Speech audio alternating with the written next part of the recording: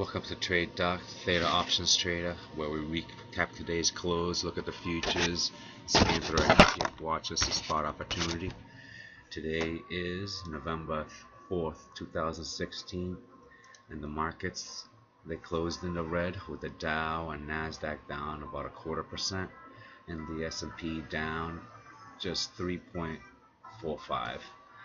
Looking into the futures, the ES and the Nasdaq are down. The Russell is up slightly. The Dow is holding steady. Bonds are up, so it's been 3 or 4 days straight up. VIX is down slightly.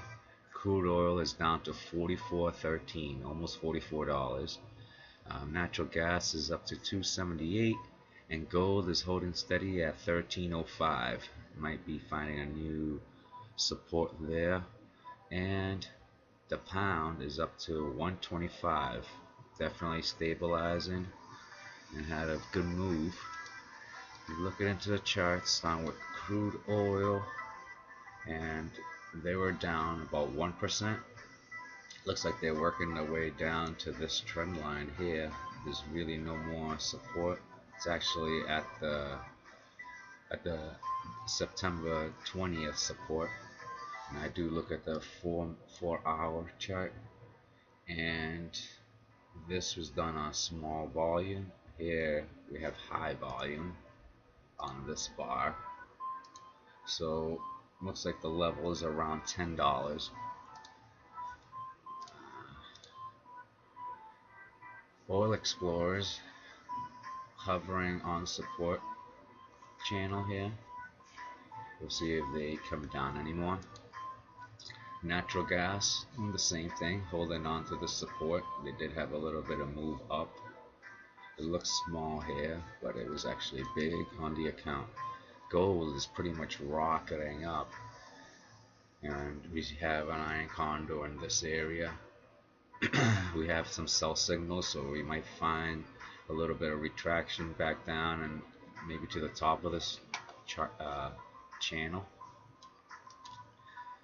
Gold miners, they're trading in this wedge, staying just below it. They might have a drop down and keep on trading until they find direction. Silver was up 0.25%. We have a sell signal here, which we took our profits.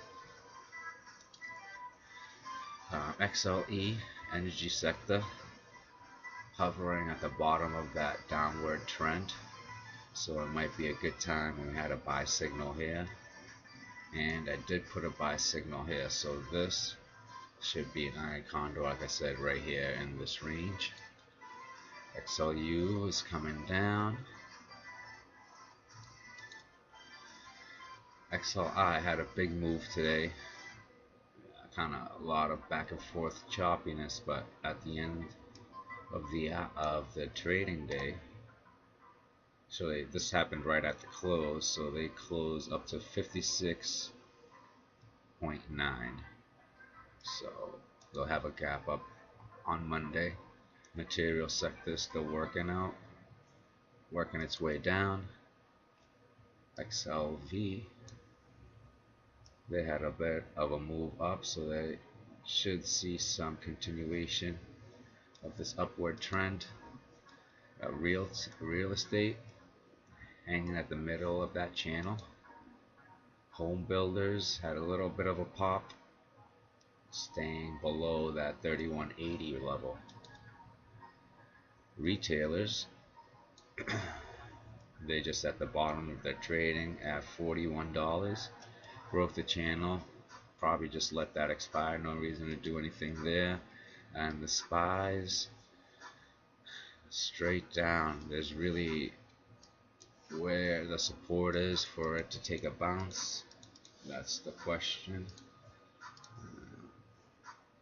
See how they broke that trend line. They're gonna need to do some consolidation. We do have some buy signals here, but we're still short deltas on the SPYs. The Dow is one that I like to get neutralized. We're short deltas in the Dow. but I believe it's going to trade sideways for a while. The cubes, we do have Iron Condor in this range here. There's Nasdaq. The Russell, they're kind of looking for support. Might be starting to trend up, but it's still below its 20-day moving average.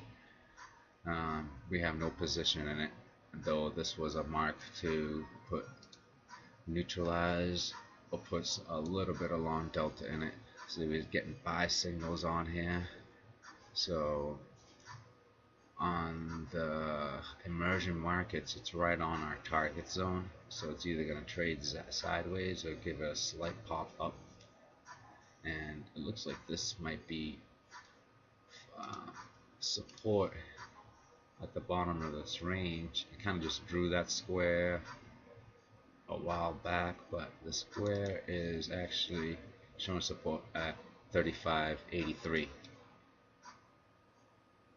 Japan gave us another buy signal, a big gap down. China is actually down. They were down almost a 1 full percent, 0.88. India is a big drop down, so it's got to find support at some point. And for support, I could probably, just to get something, I'm just going to anchor it to these two lows. Let's see where that takes us. Oh. So anchoring into these two lows takes us right to where the stock is trading at now. So it might be a good time for a little bit of reversal. And Russia is slamming down. I got good shorts on there and added to my. I've been short since Brexit. I've been short Russia since Brexit, and now it's actually looking profitable. Gave us a buy signal, which is probably an indication it's going to continue some oversold in that area. The Eurozone was down 1%. It's trading at 33.30 and broke out of its wedge, probably looking at some more downward movement. And the pound making its way up, way past support, past 25% retraction, moving its way up to this channel. There's a 50% retraction, which is 24.73. So target zone temporarily just be right above here. Just to lock in profits, take off some positions. And the dollar, that's a trade that's working for us because it had such a right move. But we'll take profits right in this area here, which is at 25 to 24.90. And the bonds, they have been moving up. Found support at the bottom here at 127, where you can see that they're kind of getting a little slight move up. So,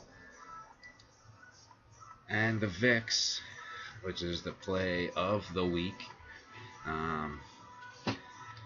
Last time we had profits was that pop in October 13th, and when we're adding positions, wrong, adding positions, wrong, added positions, wrong for about a day, and then it took about 3 days to ramp up and actually start taking profits.